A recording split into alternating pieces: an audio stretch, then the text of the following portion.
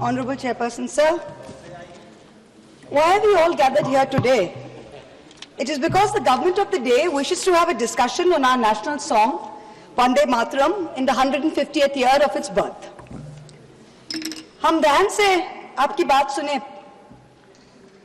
राजनाथ जी और पीएम साहब दोनों। बहुत खूबसूरत है हर बात, लेकिन अगर दिल भी होता तो क्या बात होती? The irony is not lost on us parliamentarians present here, or on a billion plus Indians who we represent, that we are living in an India today where real unemployment among the youth is upwards of 20%. That we are choking in a national capital where AQI routine levels are over 800, when the centre is purposefully starving non-BJP states of their Manrega, their housing and their water dues, where millions of people are being subjected to a hurried, arbitrary process of mass disenfranchisement, when in session after session, we in the opposition are bullied, browbeaten and prevented from raising pressing issues of national importance, suddenly the government finds it so important, so necessary, so urgent to discuss the historical complexities of a song. What is even more ironic is the claim that the hate and divisiveness in today's India can be linked back to this song. And by the way, just 2 weeks ago, on November 24th, 2025, the Rajya Sabha Parliamentary Bulletin published a section on parliamentary customs and conventions, where it explicitly informed all members that the decorum and the seriousness of the proceedings of the House requires that there should be no Jai Hind, Vande Matram or any other slogans raised in the House. So Vande Matram, in your view, as of last week, placed on record in a parliamentary bulletin as a slogan that was both indecorous and non-serious. And yet, you suddenly want to discuss it for 10 hours in this House. Why? I'll tell you why. Because no doubt, some half-wit BJP IT cell minion has probably advised you that the Vande Matram card, if played right, will give you an advantage to the BJP in the 2026 Bengal elections. There is no other reason behind the timing of this discussion, none at all, take it from me. But we are delighted. We are delighted not only to be able to get this fabulous opportunity to give you a lesson in history, but also to demonstrate to you that how delving into Vande Matram will only prove how removed you are from the soul of Bengal, from the psyche of Bengal, and how our Ma will never be hostage to your narrow electoral goals. Yes. Let the history lesson begin. What do you say? Let it begin. Bankim Chandra Chattopadhyay's two-stanza hymn, Vande Matram, was first published in the literary journal Bongo Darshan on November 7, 1875. At that time, there were no patriotic societies or nationalistic organizations to speak of in India, except for the Indian League in Calcutta, which was founded by some patriotic Bengalis, Shishir Ghosh, Anand Mohan Bose, Surendranath Banerjee, to rally public support against British colonial rule. The RSS and the BJP were nowhere in sight. The RSS was formed 50 years later, in 1925, and the BJP was formed 105 years later, in 1980. And incidentally, the ruling party, the Sangh Parivar, do not sing Vande Matram. I remember this hilarious episode in 2017, I think it was, on TV, where there was a BJP spokesperson called Naveen Kumar Singh, and he was asked to sing Vande Matram. He was looking at his mobile phone, and even then he couldn't sing it.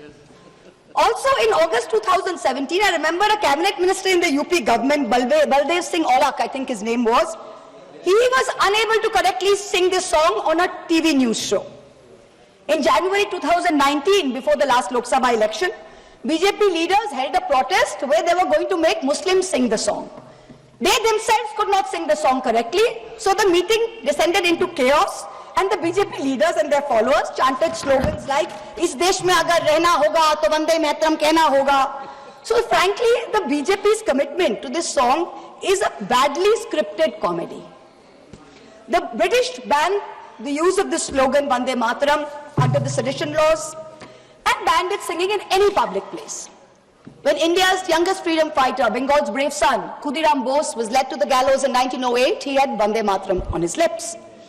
When in 1927, Ram Prasad Bismil walked to the gallows in Gorakhpur jail, when Ashfaqullah Khan walked to the gallows in Faizabad jail, they all had Vande Matram on their lips. But this is the same slogan that the Rajya Sabha bulletin finds non-decorous and non-serious in the Rajya Sabha. Who in the BJP, who in the RSS, who in the treasury benches can claim even a tenuous link to the freedom struggle, that today you feel you are the guardians of Vande Matram and will teach us Bengalis and the rest of India what its significance is? Out of 585 total prisoners in Andaman Cellular Jail, Kalapani, between 1909 and 1938, 68%, 398 were Bengali. The second largest contingent was from the Punjab, 95 revolutionaries. Why did you not rename the cellular jail after Barin Ghosh, after Ullashkar Dotto, after Indu Bhushan Roy? What homage have you paid Bengal? What homage have you played the land of Vande Mataram? Today you are having a discussion on this. The hymn Vande Mataram did not gain much popularity till it was included in Bankim Chandra Chattopadhyay's novel Anandamot in 1882 when it was published. Now, when he published it, he added 4 extra stanzas to it. The first 2 stanzas, which he had written in 1875, were a lyrical ode to the motherland. It says, giver of bliss, beauty. The version in the novel, which he incorporated in 1881-82, had a different tone than that of the original poem. The figure of sweetness and light was now endowed with a fearsome accoutrement and the trappings of war almost. But this is in keeping with the narrative of the novel, which was about the Shonnashi rebellion. It is important to note here that in the next 4 stanzas that he wrote, Bankim Chandra Chattopadhyay used the words Shaptakoti, which means 7 crores. Now, 7 crores in the 1871 census was the population of undivided Bengal, Bihar, Orissa, and Assam. So this means that the novel, the hymn, was about Bengal. The hymn was about Bengal, and the mother he refers to is also in Bengal's concept and Bengal's context. This was not originally written as a nationalistic, pan-India song. It was not. Let's be very clear about that. So how did it become this nationalistic song? How does A.R. Rahman sing it in 1997? How? It was none other than the poet laureate Rabindranath Tagore who composed the first musical score of the song based on Desh Ragini around 1885. Rishi Bunkim liked the song and the tune so much, he himself included it in the 3rd edition of his book, Anandamot, in 1886. Tagore, in 1937, writes to Nehru, and he writes to Nehru that the privilege of originally setting its first stanza to the tune was mine. When the author was still alive, Bunkim died in 1894. He says, I set it to tune while Bunkim was still alive. And I was the first person to sing it. So Tagore was the first person to sing it publicly before a public gathering of the Calcutta Congress in 1896. So Tagore sets the tune and he sings it publicly in the presence of Rahmatullah Saini, Dadabhai Nauroji, Surendranath Banerjee. The song gained mass popularity when? Only after 1905, when the Swadeshi movement as a reaction to Lord Curzon's partition of Bengal took place. Itinerant singers sung it in Prabhat Feris every morning to raise national consciousness. Rabindranath Tagore himself on Raksha Bandhan Day, October 16th, 1905, led the famous anti-partition protest where Hindus and Muslims tied Rakhis on each other and said, Vande Matram. Today, this BJP government, who claims to promote Vande Matram, has ensured that even the moon, that moon of Raksha Purnima, that moon of Eid has been partitioned. Hindu women can break their Karwa Chauth fast on their roof with the sighting of the moon, but a Muslim in a BJP-ruled state is forbidden from offering Eid ka namaz on his roof to the same moon. And you are blaming a song for India's divisiveness. The song was sung again during the Congress session in Benares in 1905 by Tagore's niece, Sharla Devi Chaudhurani, who replaced the Shaptakoti, the 7 crores, with Triksha Koti, which means 30 crores, which is the population of India in the last census of 1901. So this is the first time that the song is gathering up pan-national appeal. Gandhiji, in the Indian Opinion paper, he writes in December 1905 that this song is so popular. Just as we worship our mother, so is this song a passionate prayer to India. Tagore continued to use the refrain Vande Matram almost as a slogan in some of his own songs. He says it in many of his own songs. Many of his own songs use the term Vande Matram. The Swadeshi agitation of 1905 and 1908 saw Vande Matram as a clarion call. The great Tamil poet Subramanya Bharati, he translated it in Tamil in 1905. It began to be sung in meetings and processions all over India, from coastal Andhra Pradesh, from Vijayawada and the Krishna, to after Jallianwala Bagh in the canals and cantonments of Punjab, where they didn't think of it as a Bengali Sanskrit hymn. They saw it as a shared call of resistance. You, this government today, claim to be the guardians, the true upholders of the spirit of Vande Matram. We've listened to the Prime Minister for an hour. We've listened to the Honorable Defence Minister for an hour tell us about how they are the true upholders of Vande Matram. So let me, as a true Bengali, as a proud Bengali, speak for 10 koti Bengalis today, who you call Bangladeshis, who you call Rohingyas. You harass us on the streets, in colonies. You throw us out when we are pregnant across the border. I'm going to dissect the song stanza by stanza and demonstrate how you are butchering both the spirit and the soul of Vande Mataram far more than any 1937 resolution ever did. Sujalang Supalang Balayaja Shitalang Shashamlang Mataram. What do we have here? What have you done on your watch? Sujalang, beautiful abundant water. Over 70% of India's surface water is undrinkable today. India ranks 120 out of 122 countries in the Water Quality Index. 21 major cities, including Delhi and Bangalore, are expected to deplete their groundwater reserves by 2030. And yet, in the face of this data, the government is cutting the Jal Jeevan Mission money to all the states. Bengal itself is owed 3,000 crores in Jal Jeevan Mission money. This is what you are doing for Sujalang. Malayaja Shitalang, the cool, fresh air. This is a joke. The AQI in the national capital today is between 800 and 1,000 routinely. Our children are choking. The elderly are dying. You know what the centre has done? The centre has exempted 78% of thermal power plants from installing key anti-polluting systems. The Environment Ministry has spent less than 1% of its 858 crore pollution fund in 24-25. Fossil fuel-driven pollution claims 1.72 million lives in India, and premature mortality due to outdoor air pollution costs India $339 billion US. That's 9.5% of our GDP. That's what we are doing for Malayaja Shitalam. Shoshra Shamalam, the blessed fertility of the soil. What's the government done? The Ministry of Agriculture and Farmers Welfare saw a reduction in its budget of 2.5% this year. Pradhan Mantri Fasal Bima Yojana, meant for the poorest of farmers, suffered a cut of 3,600 crores. It is estimated that 37% of India's land is affected by degradation. 2/3 of soil samples collected from India are deficient in nitrogen, phosphorus and potassium, and 85% contain too little carbon for functioning soil systems. Shuhashining, Shumodura Bhashining, sweet smile, sweet in speech. You, the ruling party, with your hate speech, routinely call for violence against Muslims and minorities. For calls from genocide in Haridwar to open threats in rallies, you use terms like vote bank, infiltrators, goosepetia, those with more children as dog whistles. You impose Hindi on us. You call Bangla a Bangladeshi language. You have unleashed the worst kind of linguistic terrorism on all of us, where people are scared to speak their mother tongue in the streets of Delhi, in the streets of Gurgaon. There is no Shumadhura Bhashining in today's BJP. Shukhodang, Barodang, Matarang, give us happiness.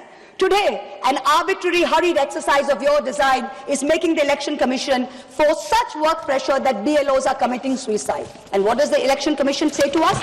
They say, oh, it's in the line of duty. They should be happy doing it. India is ranking 118 out of 147 countries in the 2025 World Happiness Report.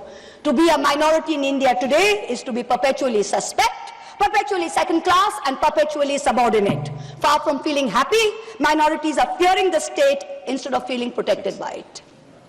তুমি বিদ্যা তুমি tumi dharmo. Sir, I have 22 minutes. Only No, two speakers, 1 minute. sir. Time has to extend there. Okay. Already we Tumi reached. vidya, tumi dharmo. Let's talk about vidya first. Honorable members, we reached already 6 o'clock. I want to know the sense of the House. If the House decides, we can go on up to the discussion is over. Time can be extended. Time extended. Now you can speak. Tumi vidya, tumi dharmo. Let's talk about vidya first. Under this government, outlay for education is still at an abysmal 3.8%, far below the 6% envisaged by the need and far below other developed nations. Grant in aid for the All India Council of Technical Education has dropped nearly 61% in the last 2 years. The UGC's budget has been slashed by 47%. Let's take one example, Delhi University. The University of Delhi is grappling with a fund gap of 250 crores in this financial year. It needs 544 crores. The UGC has allocated just 313 crores. Tumi Vidya doesn't seem so. Now we come to Tumi Dharmo. When Rishi Aurobindo translated the verses of Vande Matram into English in Karma Yogi in 1909, he translated dharma as conduct, not religion. Here was the root of the difference between a communalistic and a nationalistic interpretation and the political use of Vande Matram as a song, as a war cry. It's not a communalistic interpretation. It is a nationalistic interpretation, and Rishi Bonkim's hymn Dharma signifies conduct. And for a ruling party, for a prime minister, it should not just be Dharma, it should be Raj Dharma. I cannot help but remind this House of the late Prime Minister Atal Bihari Vajpayee, who in March 2002, when asked what a certain chief minister ought to do, famously said, Raj Dharma ka palan kare. Raj Dharma, Raja ke liye, Shasak ke liye. प्रजा प्रजा में भेद नहीं हो सकता, ना जन्म के आधार पे, ना जाति के आधार पर, ना संप्रदाय के आधार पर. Hand on heart, tell this House, is the government fulfilling its dharma? No. Bahute tumi ma shakti, hridaye tumi ma bhakti. Rishi Bunkim said, faith should be in your heart and strength should be in your arms. This government instead has moved faith into its arms. You have made bahute bhakti with your brute force, with your majority, and you're bulldozing your way into the national secular fabric. And your heart is weak because our enemies are striking again and again. And yet we are letting a president of a third country proudly proclaim over and over again that he blackmailed India into accepting a ceasefire. Omolang otulang, without a stain, without compare. Where has the government brought us today? Let me compare across some major global indices since 2014. The UN's report says inequality reduces India's Human Development Index by 31%, one of the highest losses in the region. The World Press Freedom Index, India fell from 140 in 2014 to 141 today. On the World Economic Forum's Global Gender Gap Index, India went from 114 in 2014 to 131 today. Most important, on the Global Hunger Index, which measures child malnutrition, India used to rank 55 out of 76 in 2014. Today it ranks 102 out of 123. So we are certainly not without stain. And let me for once and for all debunk the ruling party's false claim that a truncated song is always an insult. Jana Gana Mana was originally written as a Brahmo hymn in 1911 and consisted of 5 stanzas. It was called Bharato Bhaggo Vidhata. Remember that the Brahmo Samaj was formed by Raja Ram Mohan Roy, and this is the same Raja Ram Mohan Roy that the Madhya Pradesh Higher Education Minister Inder Singh Parmar called a British agent, a dalal, working for religious conversion. If your party's man is calling Raja Ram Mohan Roy a dalal, I wonder what kind of higher education he can be responsible for. Jana Gana Mana is also a truncated song. Of the 5 stanzas, only the first stanza is sung as a national anthem. The second stanza says, Ahoroho tumi aobhana procharito shunito abo udaro bani, Hindu, Bauddha, Sikh, Jain, Paroshik, Musalman, Christiani. This means something relatively simple. Tagore addresses Bharat Bhagya Vidhata, the maker of India's destiny. And here is a verse whose restoration would mean a strong symbol, a strong gesture against divisiveness. But you're not bringing a resolution to bring that in. You're talking about what religious context you can view Vande Matram in. And this is where you've made the biggest mistake, Mr. Prime Minister. You ignited this entire debate as a distraction to take away from your government's failings, which I have demonstrated using the song's lyrics as a key. But you do not stop there. One of the chief spokespersons of the BJP, a fellow MP here, went one step further and said that this truncation was done at Nehru's behest. He said he had learned this by reading a book by the historian Sachiv Bhattacharya. Mr. Chairperson, sir, there is no such book. There is no historian called Sachiv Bhattacharya who has written a book on the history of Vande Matram. He does not exist. He does not exist except in the fertile manure that constitutes the MP's imagination. There is a historian who has written a book about Vande Matram and his name is Shobboshachi Bhattacharya, not Sachiv Bhattacharya. The BJP dare not refer to this book because if they do, they would have to admit that this very specific book says that the identity of the man who suggested that Vande Matram be sung in a shortened version so as not to provoke divisive action is not Nehru. It is not Bose, it is Kavi Guru Rabindranath Tagore. So let's set the record straight. Bhattacharya is clear. First Subhash Bose, then the members of the Congress Working Committee convening for the Calcutta session of the Congress in 1937 wrote to Tagore asking him his views on the song. To his reply, Tagore wrote, "The core of Vande Matram is a hymn to goddess Durga. This is plain, so there can be no debate about it. The novel Anandamat is a work of literature and so the song is appropriate to it. But Parliament is a place of union for all religious groups and there the song cannot be appropriate." On October 26, 1937, 3 days prior to the session, Gurudev wrote again to Nehru on this issue. And so he, with a special relation to Vande Matram, suggested that the first two stanzas should be adopted and his letter profoundly influenced the resolution. Please. Last para, sir. Last para. Please. Rishi Bunking was a highly complex mind and Anandamat was not his final word on communal history. His last novel, Sitaram, imagines a Hindu realm founded by a heroic and idealistic king who defeats his Muslim adversaries. However, he comes to embody and exceed all the evil attributed to Muslim and all his Hindu associates abandon him. So if you have the guts to get into the issue, target the man who very wisely edited the song. It was neither Nehru nor Bose, it was Rabindranath Tagore. Come, if you have the courage to withstand truth, come. Fight an election in Bengal in 2026 by saying that Tagore was responsible for dividing India. Let us see where that takes you. Tagore is the one who sang Vande Matram publicly. He anchored it to our conscience of our nation. It was Bengal's clarion call. It is no jumla that the BJP can expropriate before an election. You try it and you will see what its consequences are. 10 crore Bengalis will rise, 20 crore arms to teach you the real meaning of Vande Matram. Vande Matram.